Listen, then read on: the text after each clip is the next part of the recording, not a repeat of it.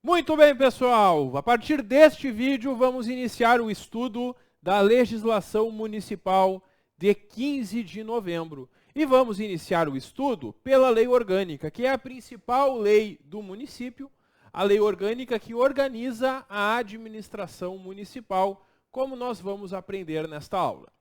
Pessoal, para fins de prova, este preâmbulo, que é uma apresentação da lei orgânica, não costuma ser cobrado. No entanto, está aí, deixei no nosso material para que tu possa fazer uma leitura. Mas simplesmente neste preâmbulo, nessa apresentação, os vereadores, representantes do povo de 15 de novembro, apresentaram por que adotaram esta lei orgânica. Bom, nada muito relevante para a prova no preâmbulo. Agora, no texto da lei, já no artigo 1º, nós temos uma possibilidade de questão na prova. Porque o artigo 1º, ele vai apresentar o município de 15 de novembro. E ele vai dizer que o município é uma pessoa jurídica de direito público. As pessoas jurídicas podem ser de direito público ou de direito privado. Todo município é uma pessoa de direito público. Quem é de direito privado é uma empresa pública, uma sociedade de economia mista ou entidades privadas propriamente ditas. Então, na prova, se a banca afirmar alguma questão sobre a personalidade jurídica do município, tu tem que lembrar que ele é uma pessoa de direito público interno. Se a banca falar que é de direito privado ou que é de direito público externo, está errado. Bom, além disso, o município, ele possui autonomia.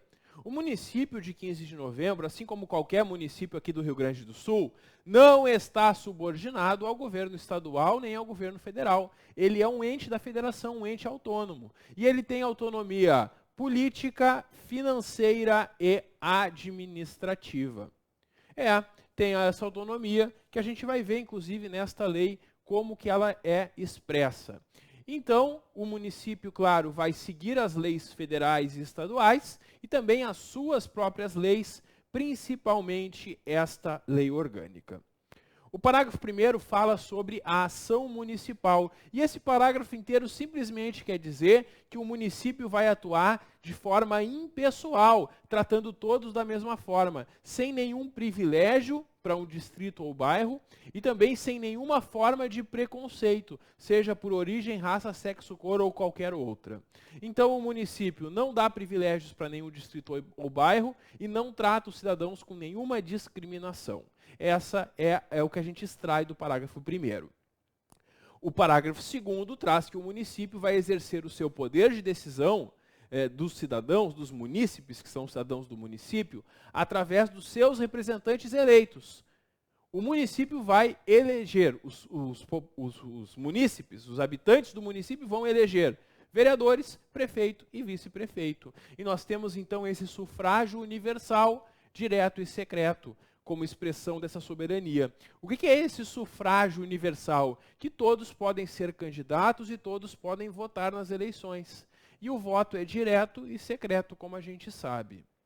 O artigo 2º fala sobre a divisão do município em distritos. É comum que os municípios possuam distritos. E para o município de 15 de novembro criar, organizar ou suprimir distritos, ele vai fazer isso por lei municipal, mas tem que observar as regras da legislação estadual e também consulta plebiscitária. Perguntar para o povo atingido pela alteração se ele concorda ou não com essa alteração no distrito, seja para criar, seja para extinguir, seja para mudar a organização do distrito.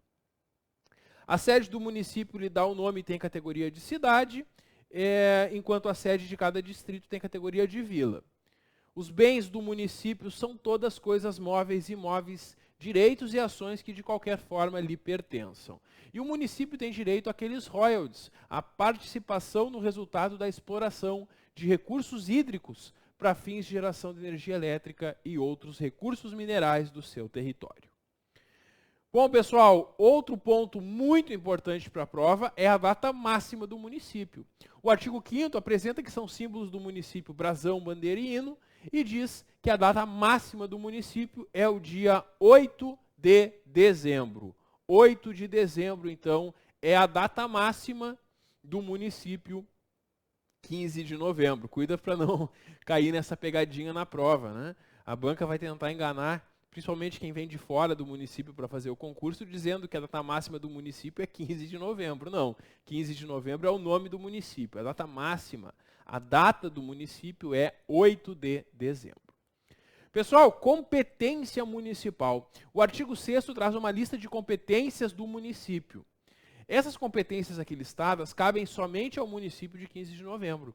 O município vai fazer as leis, legislar sobre assuntos do seu interesse local, suplementar, complementar as leis federais e estaduais no que lhe couber, quer dizer, ele vai fazer leis municipais para completar leis estaduais e federais sobre algum assunto que lhe interesse.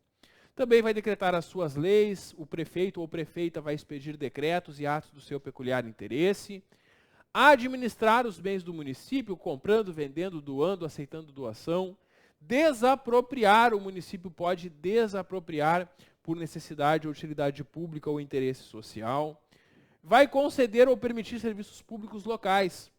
Ele permite que concessionárias, empresas concessionárias de serviço público prestem algum serviço público. Também organizar os quadros dos seus servidores e estabelecer o regime jurídico.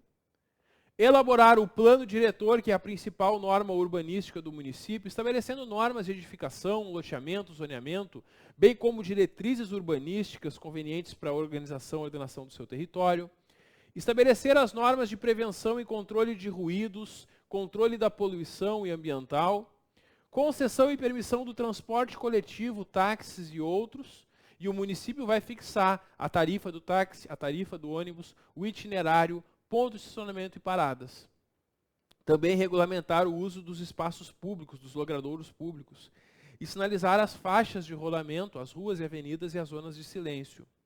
Também disciplinar o serviço de carga e descarga, estabelecer servidões quando for necessário. O município pode abrir servidões em propriedades particulares para passar uma tubulação, um encanamento, fiação elétrica ou até mesmo para passagem de pessoas.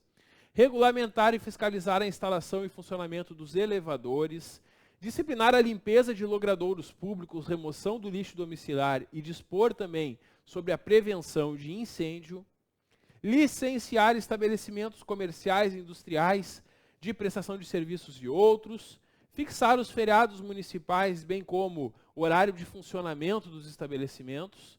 Isso é bem importante, pessoal. Nós temos feriados estaduais e federais, e também os municipais. E os municipais, cada município fixa os seus próprios feriados municipais. Por isso que, às vezes, tem dias no ano que é feriado em 15 de novembro e não é feriado em Ibirubá, porque cada município tem na sua lei os seus feriados municipais.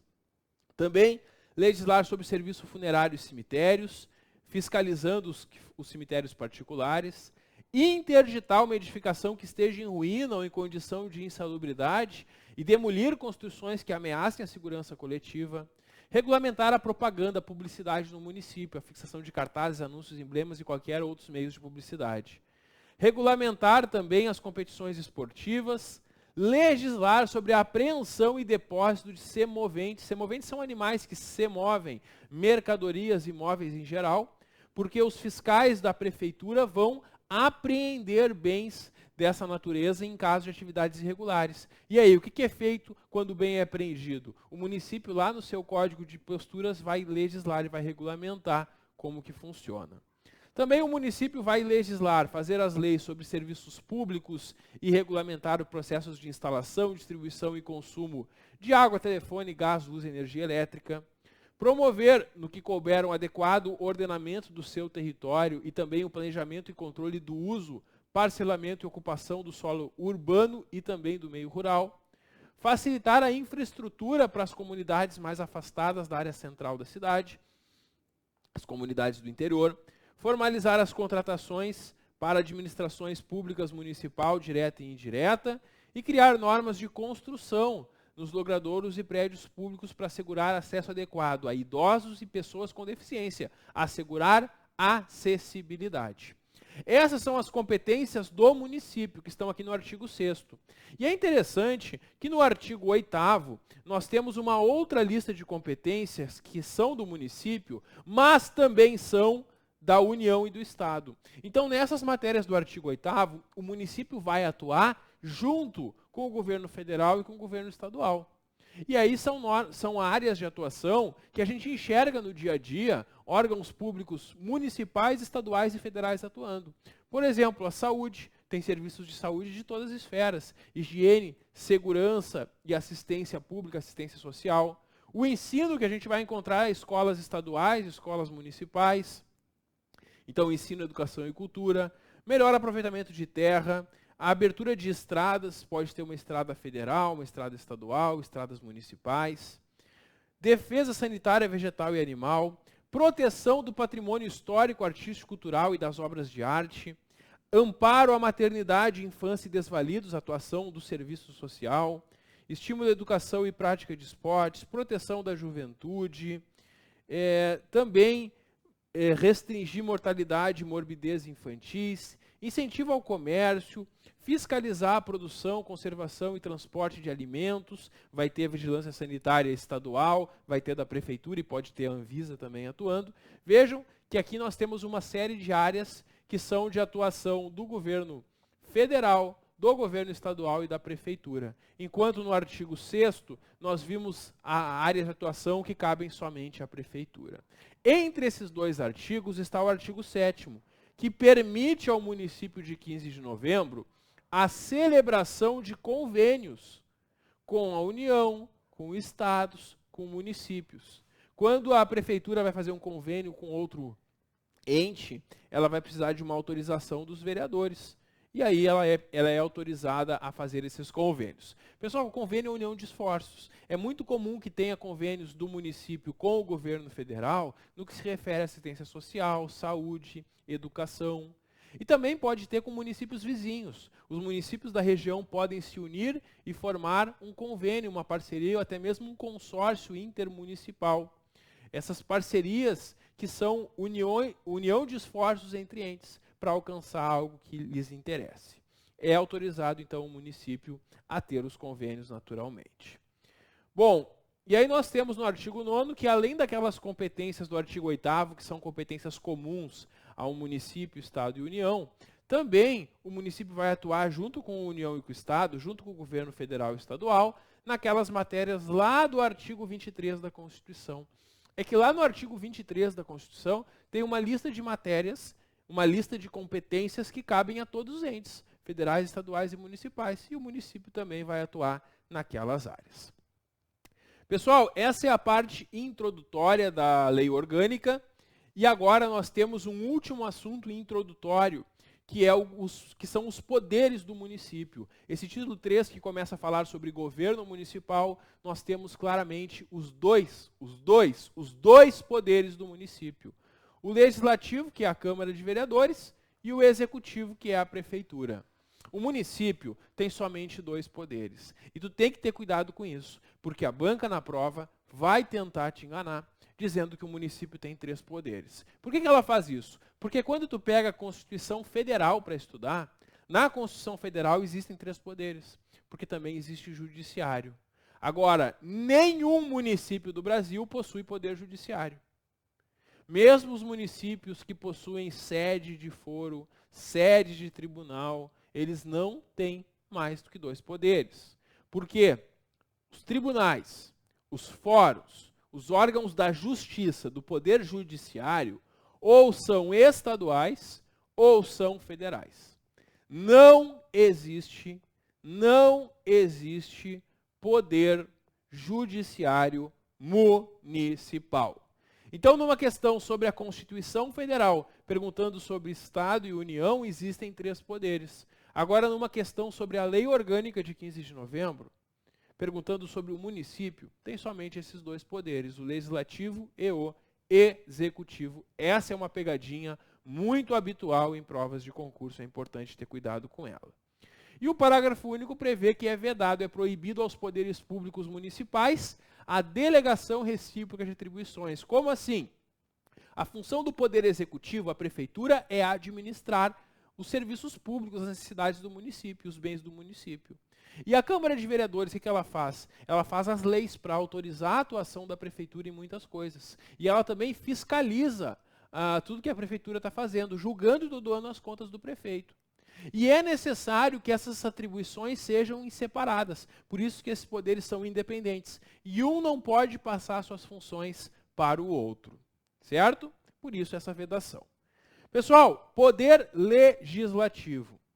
A gente vai estudar agora, até o final deste primeiro vídeo, e provavelmente todo o próximo vídeo, apenas o poder legislativo. Vamos ver tudo que a banca pode perguntar sobre a Câmara de Vereadores de 15 de novembro. E depois veremos o que tem na lei orgânica sobre o poder executivo, sobre a prefeitura, que é assim que a lei orgânica está estruturada. E aqui, sobre o poder legislativo, é um assunto bastante explorado em provas, que a gente precisa ter cuidado e estudar com calma, porque tem muitos detalhes que eu preciso que vocês entendam, para que vocês lembrem no dia da prova e consigam acertar a questão. Primeira informação importante sobre a Câmara Municipal ou Câmara de Vereadores. Nós temos 9 vereadores. A Constituição Federal estabelece um máximo de vereadores conforme a população de cada município. Está lá na Constituição Federal esse limite. Mas cada município, na sua lei orgânica, vai fixar a sua quantidade, respeitando aquele máximo da Constituição. E o município de 15 de novembro fixou em 9 vereadores. Nós temos 9 vereadores, então, aqui de acordo com o artigo 11 da Lei Orgânica de 15 de novembro. E cada legislatura, cada mandato, tem 4 anos. Então, a gente elege prefeito, vice-vereadores para um mandato de 4 anos.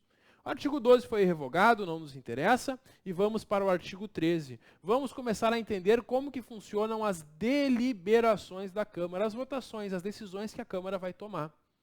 Porque a Câmara de Vereadores é um órgão colegiado, composto por 9 vereadores. E como é que eles vão decidir? As deliberações, as decisões da Câmara, são tomadas em regra, pela maioria de votos, desde que estejam presentes a maioria absoluta dos seus membros. Bom, o que é maioria absoluta dos vereadores? É mais da metade do total de vereadores. Então eu preciso que estejam presentes numa sessão 5 vereadores, que é mais da metade de 9. Se não estiverem presentes 5 vereadores, a Câmara não pode votar nada. É a presença mínima para algo ser votado. Então, se tem sessão da Câmara hoje e tem só 4 vereadores presentes, eles não vão poder votar nada. Não dá, porque tem que estar presente a maioria absoluta, mais da metade do total dos vereadores para que algo possa ser colocado em votação. E aí, como é que funciona a votação? Quantos votos eu preciso para aprovar uma matéria numa votação da Câmara? Eu preciso alcançar mais da metade do voto dos vereadores presentes na sessão. Então, se eu tiver 5 vereadores presentes, com 3 votos eu já tenho maioria. Se eu tiver na sessão 6 ou 7 vereadores presentes, eu vou precisar de 4 votos para ter mais da metade. E se estiverem presentes na sessão 8 ou 9 vereadores, eu vou precisar de 5 votos. A maioria simples é uma maioria relativa. Conforme o número de presentes, ela vai mudar. Já a maioria absoluta sempre será 5, porque a maioria absoluta é mais da metade do total de vereadores. E a gente vai estudar ao longo desta lei que a maioria das matérias são aprovadas por maioria dos presentes. E aí, conforme o número de presentes, eu preciso desses votos para aprovar. Há algumas matérias que são leis complementares, por exemplo, que nós vamos ver quais são aprovadas por maioria absoluta. Quando uma matéria é aprovada por maioria absoluta, não importa se estão presentes 5, 6, 7, 8 ou 9 vereadores. Eu sempre vou precisar de 5 votos para aprovar. Então, se tem uma matéria a ser votada que é de maioria absoluta e tem só 5 vereadores presentes, eu preciso dos 5 votos. Se tem 6 vereadores presentes, eu preciso de 5 votos. Se tem 8 ou 9 vereadores presentes, eu preciso de 5 votos. Sempre que a matéria é aprovada por maioria absoluta, eu vou precisar de 5 votos para aprovar ela. Enquanto que as demais matérias que não exijam maioria absoluta são aprovadas por mais da metade dos que estiverem presentes naquela votação. E tem algumas matérias, como a emenda a esta lei orgânica, que dependem de 2/3 dos votos, ou seja, vão precisar de 6 votos para serem aprovadas. É muito importante, ao longo da lei, sempre que eu mostrar para vocês uma matéria que é aprovada por maioria absoluta ou por 2/3, que tu destaque isso no teu material, porque isso tem muita chance de ser cobrado na tua prova. A banca adora perguntar isso em prova. Bom, visto isso, nós avançamos agora para a posse. E aí, de 4 em 4 anos, após realizada a eleição, no dia 1º de janeiro de cada mandato, a gente vai ter a posse dos vereadores, prefeito e vice. É uma sessão preparatória, então, a partir do dia 1º de janeiro, presidida pelo vereador que mais recentemente exerceu cargo na mesa. Se dentre os vereadores eleitos, algum já era vereador e tinha ocupado cargo na mesa de presidente, vice-presidente, secretário, ele vai presidir a sessão. Se não tiver nenhum vereador que já tenha ocupado a mesa antes, aí dentre os vereadores eleitos, o que fez mais votos vai presidir essa primeira sessão, que é uma sessão de instalação, sessão preparatória para a posse e para a instalação da Câmara de Vereadores. E aí, o presidente vai prestar o compromisso de cumprir as constituições e a lei orgânica, e aí cada vereador vai ser chamado e vai dizer, assim o prometo. Interessante que o vereador, se ele não compareceu lá no dia 1º de janeiro, se ele foi lá para o Réveillon, tomou todas e não acordou no dia 1º de janeiro para ir tomar posse, ele tem o prazo de 15 dias para aparecer. Porque se em 15 dias ele não aparecer, ele perde o mandato. Claro que os vereadores vão se cuidar, né, e vão estar lá no dia 1º de janeiro para tomar posse. Mas, excepcionalmente, se algum vereador não estiver, ele tem 15 dias para aparecer, senão ele perde o mandato. E é interessante que esse é o prazo para os vereadores. Mas quando chegar lá no Poder Executivo, nós vamos ver que para prefeito e vice o prazo é de 10 dias. E isso é uma pegadinha que a banca faz muito em prova, trocando um pelo outro. Então não esquece, o vereador tem 15 dias para aparecer, prefeito e vice, 10 dias. Claro que eles não vão usar esse prazo, claro que eles vão no dia 1º de janeiro tomar posse, mas, eventualmente, esse prazo está previsto aí na lei. Bom, atribuições da Câmara. Aqui nós temos um assunto também que é muito explorado em provas de concurso, mas esse eu vou deixar para o nosso próximo vídeo. Dá um clique que eu já volto. Até logo!